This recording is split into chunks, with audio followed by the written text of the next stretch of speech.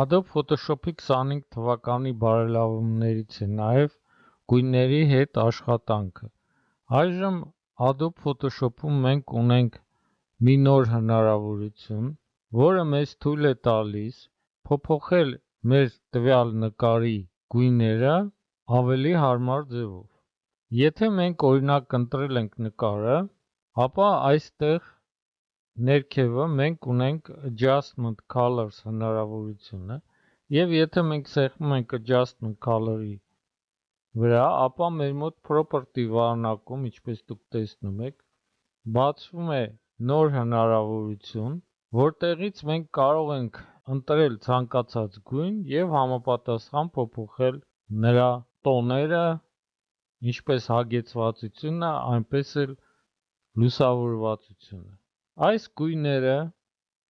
Adobe Photoshop-ը ընտրում է ավտոմատ մեր նկարից եւ եթե մենք օրինակ սեղմենք այստեղ առաջին նկարի վրա, սա ընդհանուր տոնայնությունն է, հագեցվածությունը եւ լուսավորվածությունը, որը մեզ թույլ է տալիս փոփոխել։ Եթե մենք սեղմում ենք տվյալ որևէ գույնի վրա, համապատասխան մենք կարող ենք փոփոխել եւ աշխատել նրա հետ։ Այս գույները, որոնք դուք տեսնում եք, կարող են ընտրվել տարբեր ռեժիմներով։ Եթե մենք բացենք այս property վահանակում մենյուն, ապա դուք կտեսնեք, որ մենք այստեղ ունենք տարբեր ռեժիմներ, օրինակ հին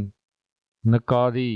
գույներ եւ համապատասխան մենք այստեղ կարող ենք փոփոխել եւ աշխատել նրա գույների հետ։ Այս մենյուում տարբեր տեսակի մոտ 7-8 տեսակ կան համապատասխան ռեժիմներ եւ ինչպես դուք տեսնում եք, ամենավերևից default-ի տակ մենք ունենք permanent colors, որոնք հանդիսանում են այս նկարի հիմնական գույները։ Բացի դրանից մենք այստեղ ունենք eyedropper, որի օգնությամբ մենք կարող ենք սեղմել համապատասխան գույնի վրա եւ ընտրենք նրան հետագայում փոփոխելով այդ գույնը։ Ներքևում, ինչպես դուք տեսնում եք այս adjustment վահանակում, մենք ունենք գույների եզրերը, որը մենք կարող ենք փոխել, այսինքն այն տիրույթները, որտեղ գույների եւ նրանց տոների անհետացումը տեղի է ունենում համապատասխան hard կամ ավելի արագ, եւ այն մենք կարող ենք կարգավորել օգտվելով այս 3 eyedropper-ներից, որի օգնությամբ կարող ենք ընտրել այդ գույնը կամ հանել այդ գույնը կամ համապատասխան ընտրել այդ տիրույթը կոնկրետ eyedropper-ի օգնությամբ։ Սա նոր հնարավորություն է, որը մեզ թույլ է տալիս արագ փոփոխել գույները։